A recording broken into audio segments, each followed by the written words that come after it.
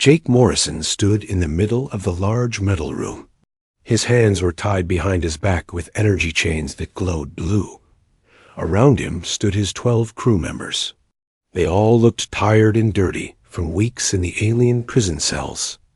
Room was huge and round. Strange lights floated in the air above them. 7 different types of alien beings sat on high chairs that formed a circle around the humans. Each alien looked very different from the others. Some had scales, others had fur, and one looked like it was made of living crystal, the crystal being stood up first. Its voice sounded like breaking glass when it spoke. I am Zeth Prime of the Crystal Collective. These humans stand accused of serious crimes against the galactic community. Jake looked up at the alien judge. He had seen many strange things in his 30 years of space travel, but this court still felt weird to him. The air smelled like metal and something sweet that made his nose itch. The humans destroyed a sacred temple on Vorthic Prime. Zeth Prime continued. This temple was over 3,000 years old. It was protected by galactic law. They also put civilian lives in danger and broke 17 different treaties between our worlds. A tall alien with gray skin and 4 arms stepped forward.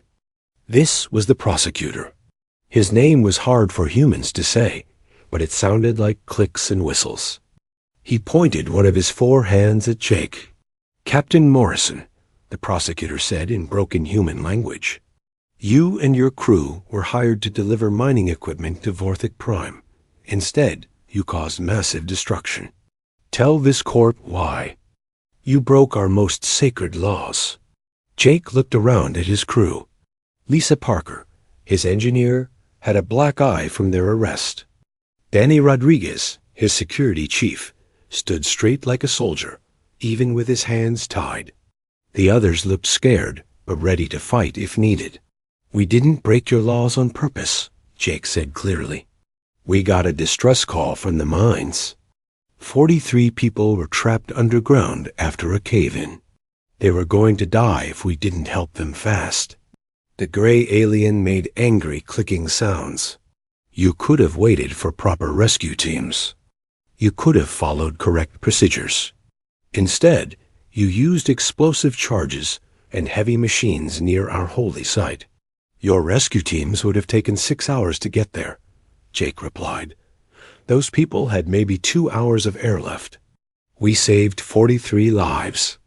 A new alien stood up. This one looked like a giant lizard with feathers. Its voice was deep and slow. Captain Morrison, do you understand that your actions destroyed artifacts that cannot be replaced? Art and history that took centuries to create? Jake felt anger building in his chest. I understand that 43 people are alive today because we acted. 37 of them were your own people. They have families who got to see them come home. That does not excuse your crimes, Zeth Prime said. Its crystal body flashed different colors as it spoke. You humans always think you know better than everyone else. You act without thinking about consequences. Lisa Parker spoke up for the first time. We thought about consequences. We thought about 43 people dying while we filled out paperwork. The court became very quiet. The aliens looked at each other with expressions that were hard to read. Finally, a small alien that looked like a furry ball with eyes spoke in a high voice. The court will now decide your punishment. You will wait in the holding area. Guards with energy weapons led the humans to a small room with metal walls. They waited for 2 hours. Jake could hear his crew talking quietly to each other. Some were scared. Others were angry. All of them knew they had done the right thing. When they were brought back to the courtroom, all 7 alien judges were standing. Zeth Prime held a glowing tablet in its hands. We have reached our decision, the crystal being announced. You are found guilty of all charges. However, the court recognizes that you acted to save lives. Therefore, you will not be executed. Jake felt a small bit of relief, but he knew more was coming. Instead, Zeth Prime continued, you will be exiled to Kepler 442c. This planet has been classified as a death world. No intelligent species has ever survived there for more than a few months. You will be given basic supplies and left to face whatever fate awaits you. The lizard alien stepped forward. This world has gravity that is almost twice what most species can handle. The temperature changes from freezing cold to burning hot. The air pressure would crush most beings. Dangerous. Creatures have killed every colonist who tried to live there. Danny Rodriguez laughed out loud. Sounds like camping in Alaska. The aliens looked confused by this response. They had expected fear or begging for mercy. A new alien judge, one that looked like a tree with arms, spoke in a voice like rustling. Leaves. Do you understand your sentence, humans? You are being sent to die on a world that kills everything that tries to live there. Jake looked at his crew again. He saw Lisa checking her mental notes about planetary engineering. Danny was already thinking about defense strategies. The others were calculating what they would need to survive. When do we leave? Jake asked simply. The aliens seemed shocked by this calm response. They had expected terror or desperate pleas. For mercy. You will be transported tomorrow, Zeth Prime said. You may request any final messages to be sent to your families. I'll send one message, Jake said. Tell my brother that we found a new place to live. Tell him it sounds like Tuesday back home on Earth. The aliens did not understand what this meant. To them, they had just given the humans a death sentence. They expected the humans to spend their last night crying, or praying, or trying to escape. Instead, the humans spent the night planning. They talked about what they knew about hostile environments. They shared knowledge about survival techniques. They made lists of what they would need to build and find on their new world. The next morning, guards came to take them to the transport ship. As they walked through the halls of the space station, other aliens stared at them. Most looked sad. Thinking they were watching dead people walking. Jake Morrison looked straight ahead.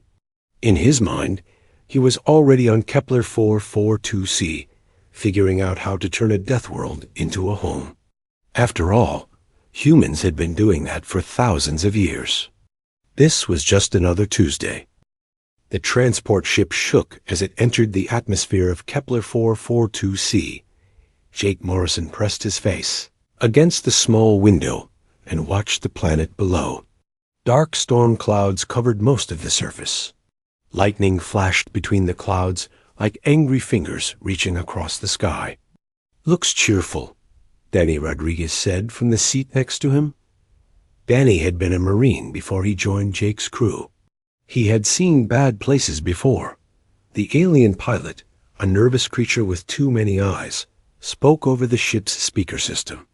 Preparing for surface drop. The weather systems on this planet are very dangerous. We cannot land safely. You will be dropped in escape pods. Lisa Parker checked the readings on her small computer tablet. Atmospheric pressure is high, but not deadly. Oxygen levels are actually good for us. Temperature right now is about 15 degrees Celsius. That's not so bad, said Amy Chun, who used to study plants before she became a space traveler. I've worked in worse conditions in Earth's Arctic research stations. The ship's cargo bay opened with a loud hissing sound. 13 escape pods waited for them. Each pod was barely big enough for one person and some basic supplies. The aliens had given them water cleaning tablets, food for 2 weeks, and materials to build a simple shelter. Remember the plan, Jake called out as they climbed into their pods. Land, find each other, secure the area, then assess what we're working with. The pods launched one by one. Jake felt his stomach drop as he fell through the thick atmosphere. The pod shook and rattled around him. Through the small window, he could see the surface getting closer. Rocky hills, dense forests, and what looked like a large river running through a valley. His pod hit the ground hard. The impact knocked the wind out of him, but nothing felt broken. He popped the pod's door and stepped out into the alien world. The first thing he noticed was the gravity. It felt like he was wearing a heavy backpack, but not impossible to move in. The air was thick and humid, like a summer day in Florida. Strange smells filled his nose, something like pine trees mixed with salt water. "Jake!" a voice called from. Nearby, Danny was climbing out of his pod about 50 meters away. One by one, the other crew members appeared from their pods. Everyone had landed within a few hundred meters of each other. "Sound off," Jake called. "Everyone okay?" 12 voices answered back. No serious injuries, just some bumps and bruises. From the hard landing, Lisa was already scanning the area with her equipment. "We're in a valley near a river. The water looks clean. Those trees over there might give us good building materials." "And food," Amy added, pointing to some bushes covered in red berries. "I need to test these first, but they look similar to things that grow on Earth." Tony Phillips, who had been a soldier before joining their crew, was looking at the high ground. Around them, good defensive position. We can see anyone coming from 3 directions. That rocky area would make a good base. They spent the first few hours gathering their scattered supplies and moving to the rocky outcrop Tony had spotted. It was hard work in the heavy gravity, but not impossible. By evening, they had set up their basic shelter and started a fire using dead wood from the forest. That's when they met the local wildlife. The sun was setting behind the mountains when Danny heard the first growl. It came from the forest, low, and deep like an angry engine. "Everyone stay calm," he said quietly. "We've got company." 6 large creatures walked out of the trees. They looked like bears, but bigger and covered in thick, dark fur. Their heads were longer than bear heads, with teeth that showed even when their mouths were closed. Each one was about the size of a small car. "Well," Jake said, picking up a burning stick from their fire. "They're not exactly friendly looking." The creatures spread out in a half circle around the human camp. Their eyes reflected the firelight. One of them made a sound like a growl mixed with a hiss. "They're testing us," Danny said. He had fought wild animals before, seeing if we're prey or predators. Lisa slowly reached for one of the metal poles from their shelter materials. "What's the plan?" "We show them we're not easy food," Jake replied, "but we don't attack unless they do first." The largest creature, clearly the leader of the pack, stepped forward. It was easily twice the size of the others. Its claws scraped against the rocky ground as it moved. "On my mark," Danny whispered. "Everyone make noise and look big." The creature charged. "Now!" Danny shouted. All 13 humans stood up at once, yelling and waving burning sticks and metal poles. Lisa banged 2 pieces of metal together, making a loud clanging sound. Kelly Adams, who had been quiet during the trial, let out a war cry. That would have made her grandmother proud. The creatures stopped dead in their tracks. They had clearly never seen prey that fought back this way. Tony threw a rock that hit the leader right between the eyes. The creature shook its head and backed. "Up a step.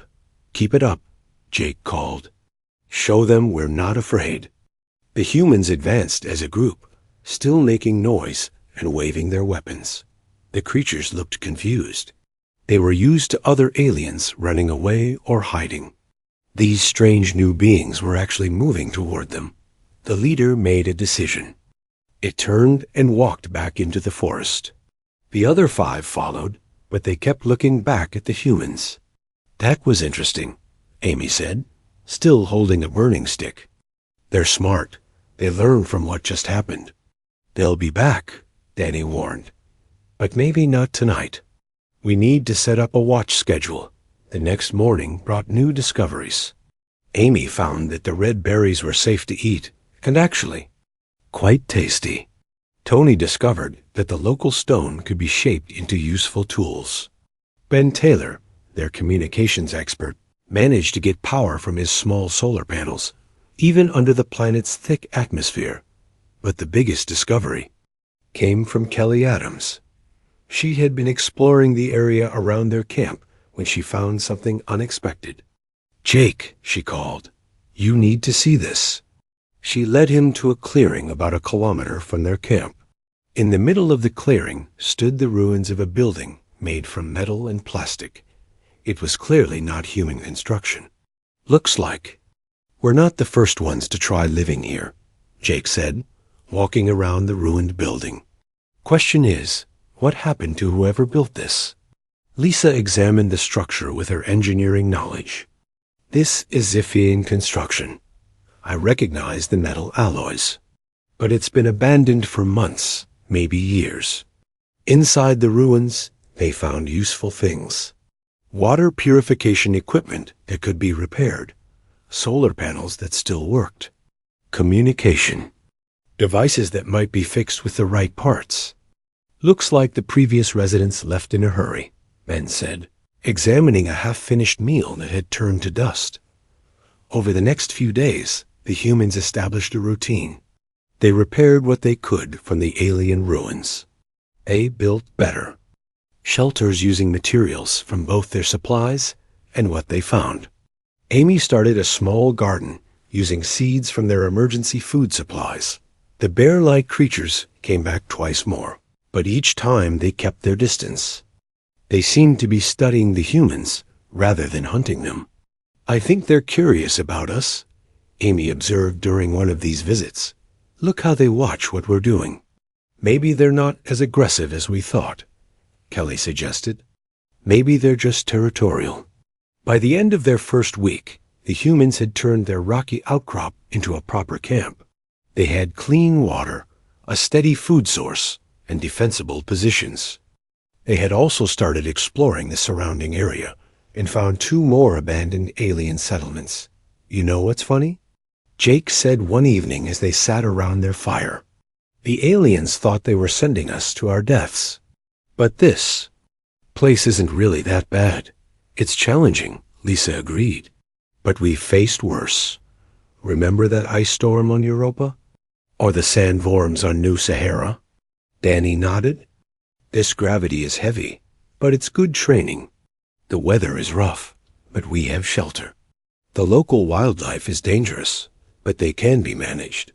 Plus," Amy added, holding up one of the red berries, "the food is actually pretty good."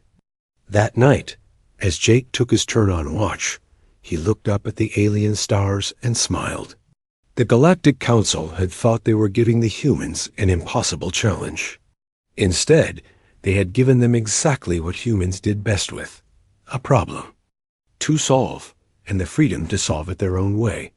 Tomorrow would bring new challenges, but Jake wasn't worried. After all, this was just Tuesday in a different place. 2 months had passed since the humans landed on Kepler 442c. What had started as a basic survival camp was now beginning to look like a real settlement. Jake Morrison stood on the high platform they had built and looked down at their growing home. Lisa Parker had managed to repair most of the alien technology they found in the ruins. Solar panels now powered their lights and tools. The water purification system provided clean drinking water for everyone. She had even figured out how to modify some of the equipment to work better in the planet's thick atmosphere. "Jake, come look at this," Lisa called from her workshop. She had set up her engineering station in what used to be part of a Zephyrian research building. The aliens had built it well, and the humans had made it even better. Jake climbed down from his observation post and walked over to Lisa's work area. She was standing in front of a large screen that showed readings from across their settlement. "I got the long-range sensors working," she said, pointing to numbers and charts on the screen. "And I found something interesting. This planet isn't classified as a Deathworld because it's dangerous. It's classified that way because of what's under the ground." "What do you mean?" Jake asked. Lisa pulled up a new screen that showed a map of the planet's underground structure. Bright spots of different colors marked locations all across the continents. Rare Earth elements, she explained. The kind that power faster-than-light engines and quantum computers. This planet has more valuable minerals than any 3 normal worlds combined. Jake studied the map carefully. So the Galactic Council didn't send us here to die. They sent us here because they didn't want anyone else to find this. Exactly, Lisa nodded. They probably figured the dangerous environment would keep people away while they decided how to divide up the resources.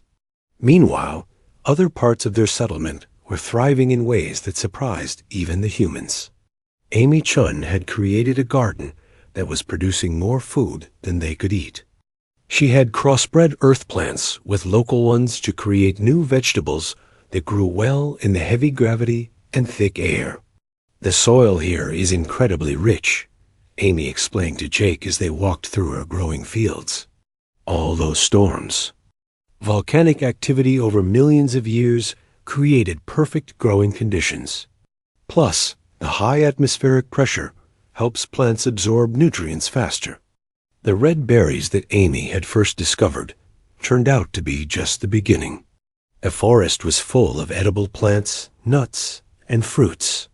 Some of them tasted better than anything they had eaten on Earth. But perhaps the most surprising development was their relationship with the local wildlife. The bear-like creatures that had first threatened them now came to the settlement regularly. They seemed curious about what the humans were doing. I think they're actually intelligent, Kelly Adams told Jake during one of their evening planning meetings. Kelly had become their unofficial animal expert. Watch how they react to different things we do. As if to prove her point, one of the creatures was sitting at the edge of their camp, watching Tony Phillips work on building a new storage shed.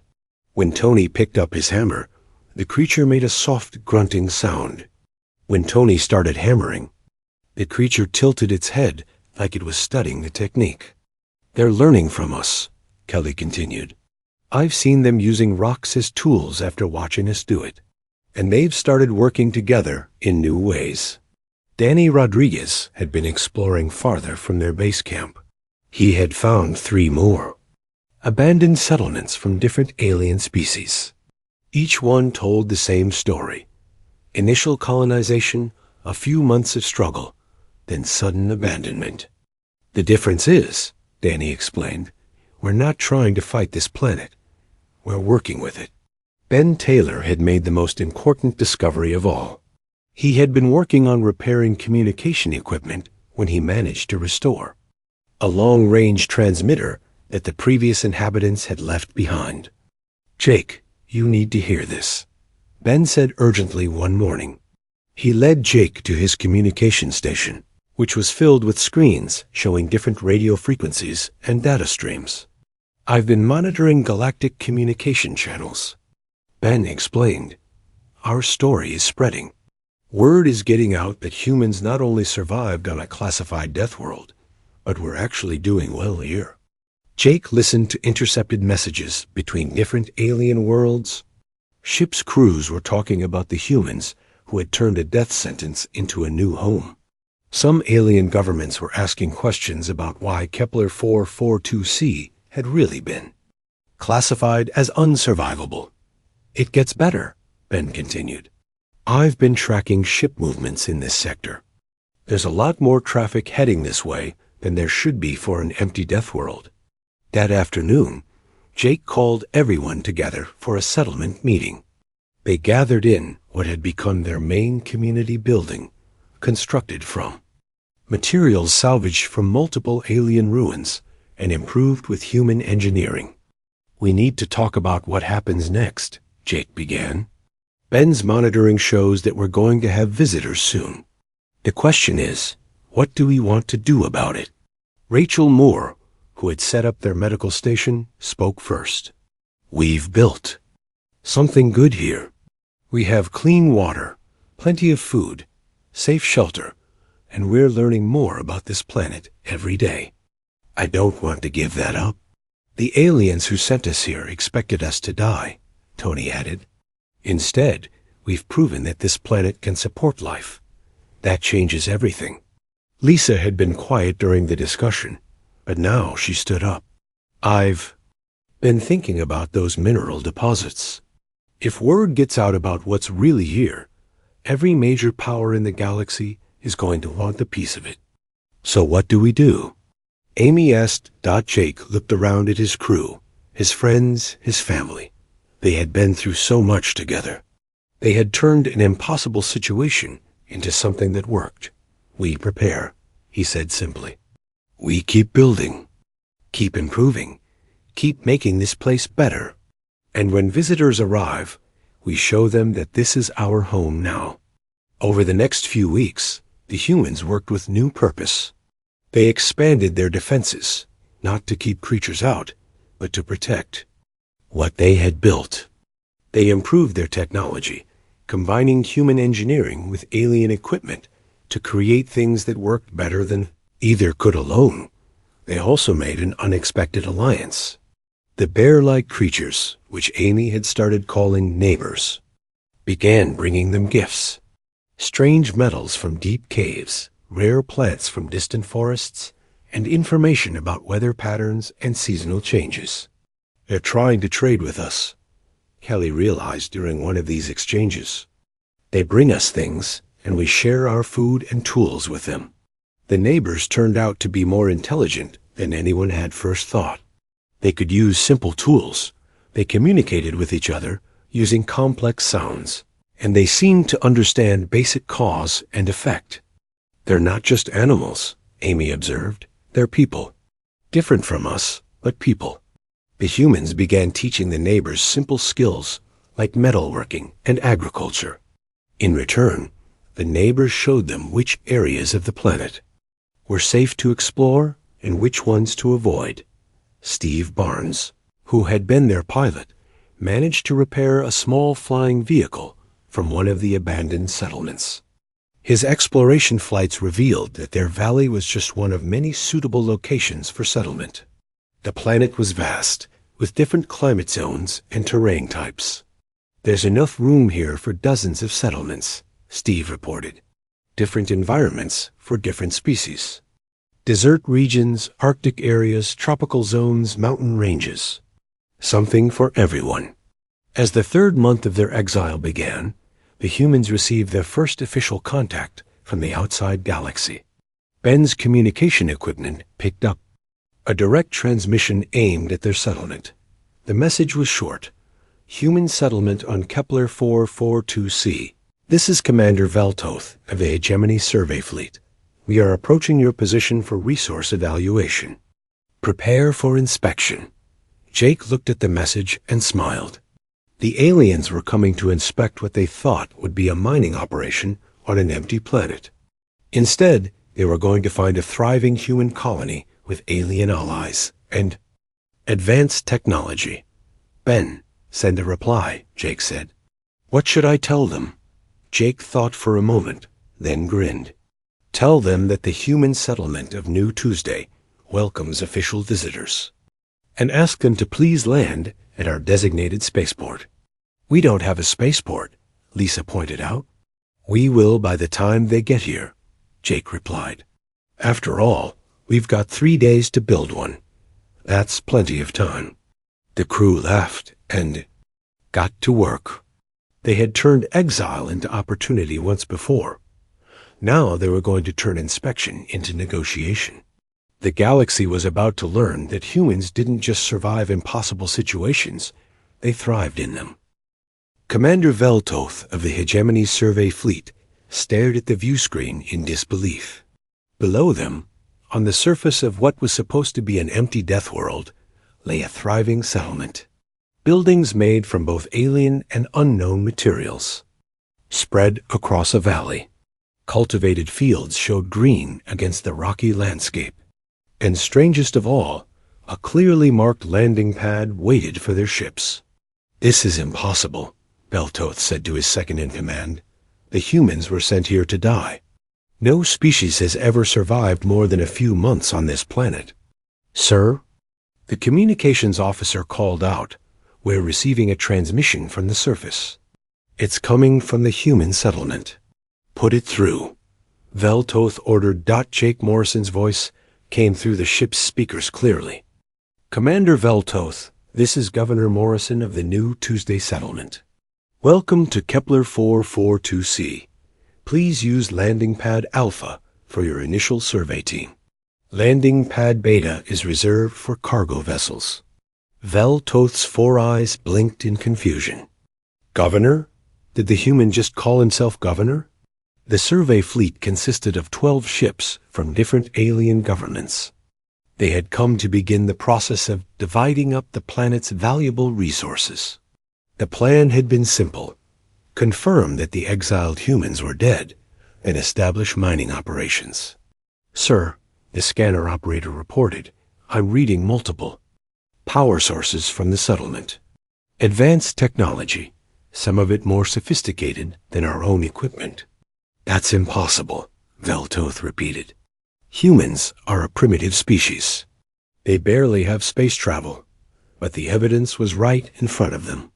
As the survey ships descended toward the planet's surface, they could see the extent of what the humans had built.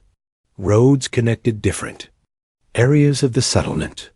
Solar panels and other power generation equipment provided electricity. Defensive positions had been built into the natural terrain. Most shocking of all, large creatures that the survey teams recognized as the planets. Apex predators were moving peacefully through the settlement alongside the humans. Sir, the communications officer said nervously, the humans are requesting that we limit our initial landing party to 20 individuals.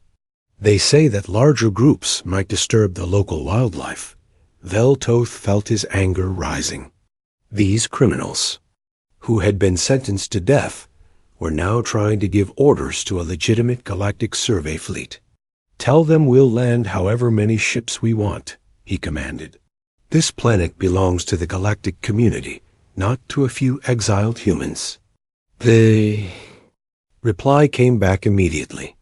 Commander, Governor Morrison says that's certainly your choice. However, he wanted to make sure you understood that the local wildlife considers large groups of newcomers to be either a threat or a potential food source. The settlement's defensive systems are designed to protect residents, not visitors who ignore safety protocols. Veltoth decided to call the humans' bluff. He ordered 6 ships to land simultaneously, carrying over 100 survey team members. They landed on the designated pad without incident. The human-built landing area was well constructed and clearly marked. As the alien survey teams disembarked from their ships, Jake Morrison walked out to meet them. Veltoth had expected to find a desperate, ragged survivor, barely clinging to life. Instead, Jake looked healthy and confident. He wore clothes that appeared to be made from local materials, but were well-crafted and practical. Most surprising of all, he was accompanied by one of the massive predatory creatures that had killed so many previous colonists. Welcome to New Tuesday, Jake said. Calmly, I'm Jake Morrison. This is my friend Rex. The creature Jake called Rex was easily the size of a small vehicle. Its dark fur was thick and well-groomed. It looked at the alien visitors with intelligent eyes, but showed no signs of aggression. This is impossible, Veltoth said, staring at the creature. Those animals are extremely dangerous. They've killed dozens of colonists. Rex isn't dangerous unless someone threatens his family, Jake replied, scratching behind the creature's ears. Just like most intelligent beings. Several of the alien survey team members backed away from the creature. Their species had lost researchers to similar animals during previous colonization attempts. Now then, Jake continued, what can we do for you today? Veltoth tried to regain control of the situation. We are here to conduct a resource survey of this planet. You humans are trespassing on galactic community property. Jake nodded thoughtfully. I can understand the confusion. When we were exiled, here, we were told this was a Deathworld that nobody wanted. We figured that meant it was available for homesteading. This planet contains valuable mineral resources, Veltoth explained. It was never intended for colonization. Well, Jake said, that explains why the previous alien settlements were abandoned so quickly. You folks weren't trying to build homes here. You were just trying to extract resources. Danny Rodriguez appeared from behind one of the buildings. He was carrying what looked like a weapon, but it was made from materials the aliens didn't recognize. Jake, Danny called out, we've got movement from the eastern forest. Looks like our neighbors are curious about our guests. Through the trees, the alien survey team could see shapes moving. Large shapes, many of them. How many of those creatures live in this area? One of the alien scientists asked nervously. We've counted at least 50 in this valley, Jake replied. But they're not creatures. They're neighbors. They're intelligent. They use tools, and they consider this settlement to be under their protection. As if summoned by Jake's words, 3 more of the large beings emerged from the forest. They moved with purpose toward the landing area, but they stopped a respectful distance away from the aliens. They're just curious, Jake explained. They've never seen most of your species before, but I should mention that they've had bad experiences with aliens in the past. Some of the previous colonization attempts involved hunting them for sport. The aliens in the survey team looked increasingly uncomfortable. What was supposed to be a simple resource evaluation was turning into a complex diplomatic situation. Lisa Parker walked up to join the conversation. She carried a tablet that showed detailed readouts of the planet's underground mineral deposits. Commander, Veltoth, she said, I believe you're here to evaluate the planet's mining potential. We'd be happy to share our survey data with you. She handed him the tablet. Veltoth looked at the information, and his eyes widened.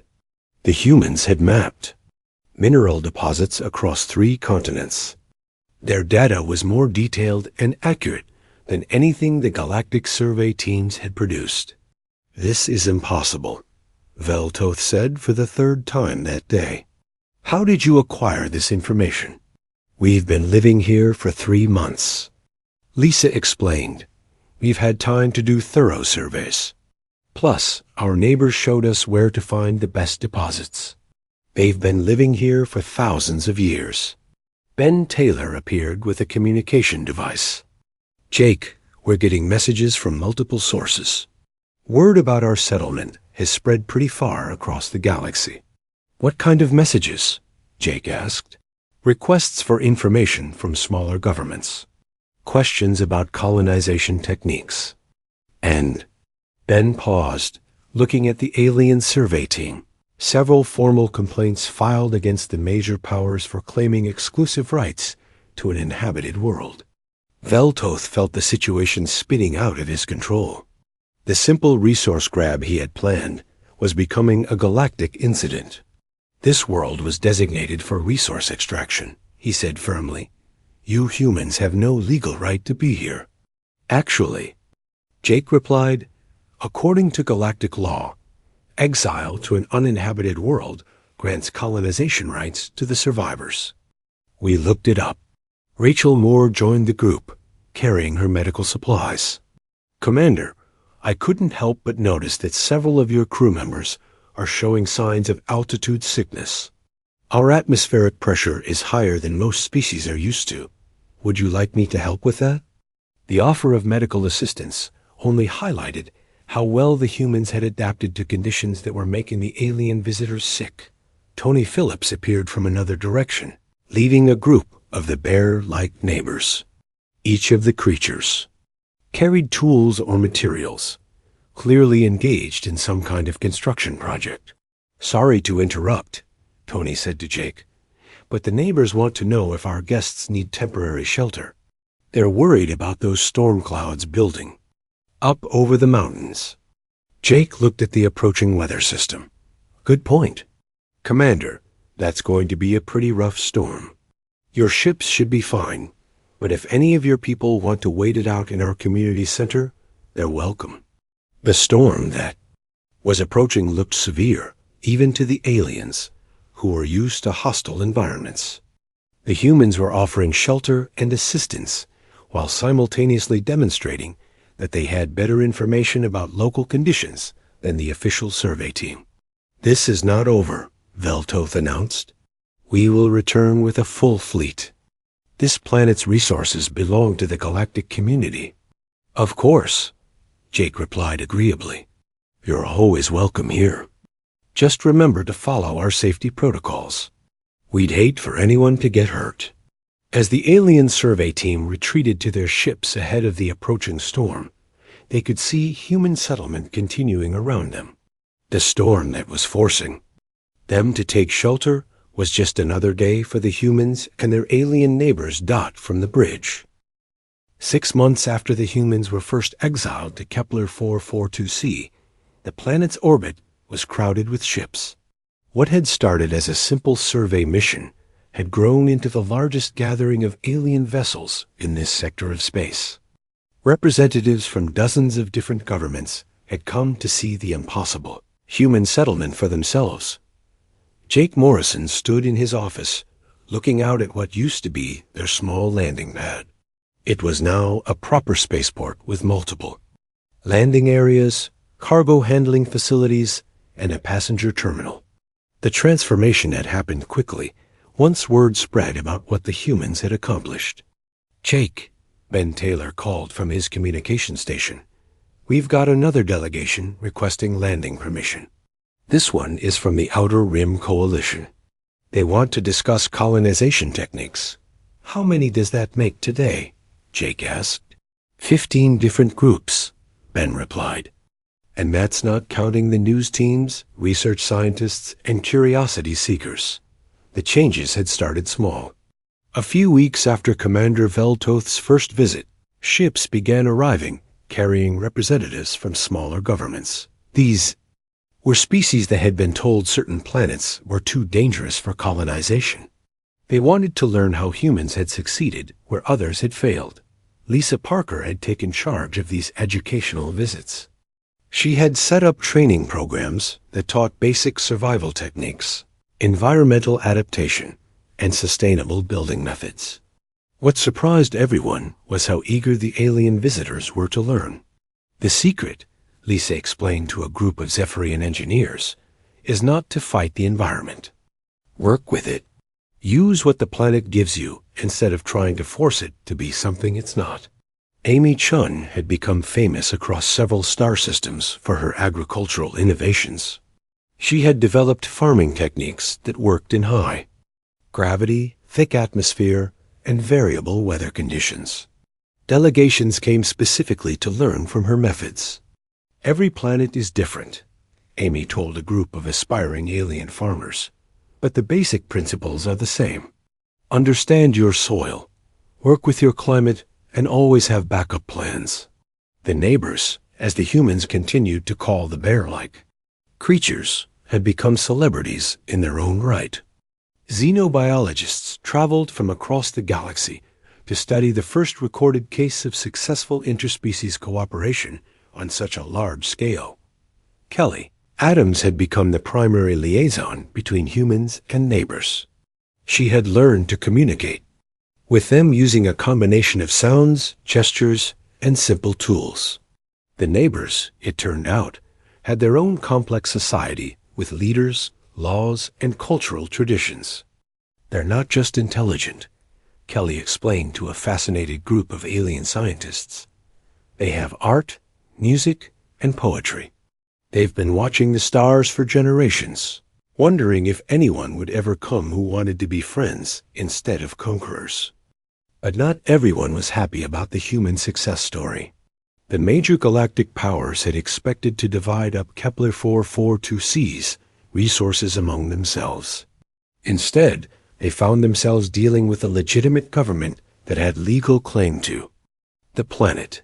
The crisis came to a head when a battle fleet from the Yasti hegemony arrived with orders to establish mining operations by force. 25 warships took position around the planet, ready to remove the human settlement and begin resource extraction. Admiral Creve X, the fleet commander, sent a simple message to the surface: evacuate immediately or face the consequences. Jake's response was equally simple. No. What happened next surprised everyone, including Jake. Before the human settlement could respond to the threat, ships began arriving from across the galaxy. Not warships, but civilian vessels carrying volunteers, supplies, and support. The first to arrive was a convoy from the Outer Rim Coalition. These were the smaller governments that had been inspired by the human example. They positioned their ships between the hegemony fleet and the planet.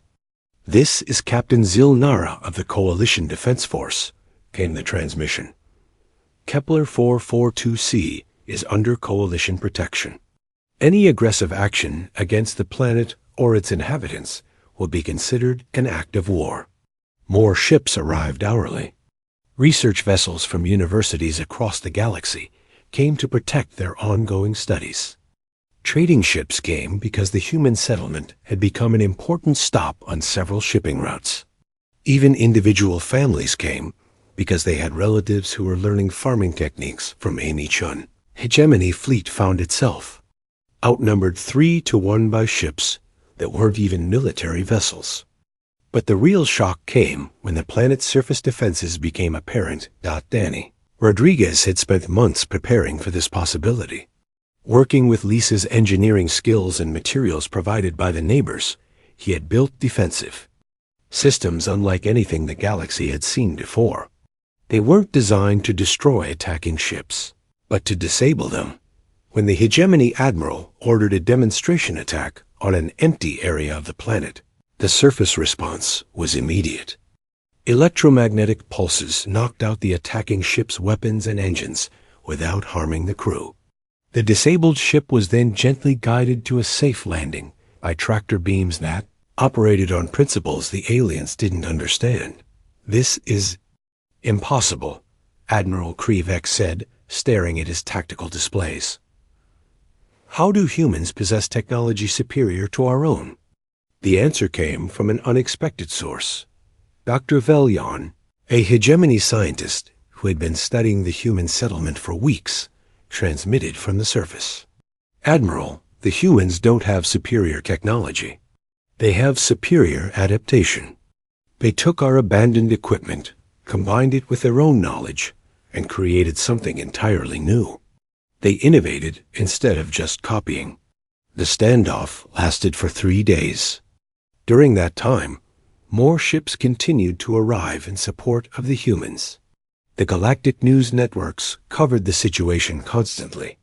Public opinion across dozens of worlds turned against the major powers who were trying to force colonists off their own planet. The resolution came through diplomatic channels. A coalition of smaller governments formally requested that the Galactic Council recognize Kepler 442c as a sovereign human world.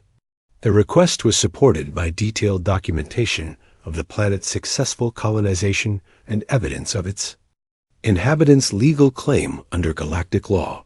The Council had no choice but to agree. The alternative was a war that would turn most of the galaxy against the major powers. Jake Morrison found himself appointed as the first human planetary governor in galactic history. The ceremony was held in the settlement's community center, with representatives from 47 different worlds in attendance. "I accept this responsibility," Jake said in his inauguration speech, "not just for humans, but for everyone who believes that impossible challenges are just opportunities in disguise." The changes that followed were rapid and dramatic. Kepler 442c became the galaxy's first training planet where any species could come to learn survival and adaptation techniques. The settlement grew into a proper city as more humans and aliens came to live and work together. The neighbors were granted full citizenship rights and became equal partners in the planet's government. They proved to be excellent administrators, and their deep knowledge of the planet's ecology made them invaluable in planning. Sustainable Development. Amy Chun established the galaxy's first interspecies agricultural college. Students came from across known space to learn farming techniques that worked on difficult worlds. Her methods allowed dozens of planets to be colonized that had previously been considered uninhabitable Lisa Parker founded an engineering institute that specialized in adaptive technology. Her students learned to combine different species' knowledge and equipment to create solutions that no single race could achieve alone. Ben Taylor became the planet's Minister of Communications, managing the constant flow of information between Kepler 442c and the rest of the galaxy. His communication networks became the backbone for a new era of cooperation between smaller governments. 1 year after their exile, Jake stood in his office looking out at a spaceport that never seemed to sleep. Ships came and went constantly, carrying students, teachers, traders, and tourists. The valley that had once been their desperate survival camp was now home to over 10,000 beings from dozens of different species. A soft knock on his door interrupted his thoughts. Kelly Adams entered, accompanied by one of the neighbors, an elderly individual who served as their ambassador to the human government. "Jake," Kelly said, "Ambassador Strongclaw has a question for you." The neighbor made a series of sounds that Kelly translated. "He wants to know if you ever miss your old life, traveling between the stars as traders." Jake considered the question carefully. He looked out at the bustling city they had built, thought about the thousands of lives that had been improved by what they had accomplished here, and remembered the small group of desperate humans who had first landed in this valley. "Tell him," Jake said finally, "that I've learned something important. Home isn't a place you're born. It's a place you choose to build." Kelly translated the response. Strongclaw made the sound that neighbors used for laughter. "He says," Kelly continued, "that humans are very wise for such young creatures. He also says that Tuesday is still his favorite day of the week." Jake laughed. The neighbors had adopted the human calendar system and had become particularly fond of Tuesday.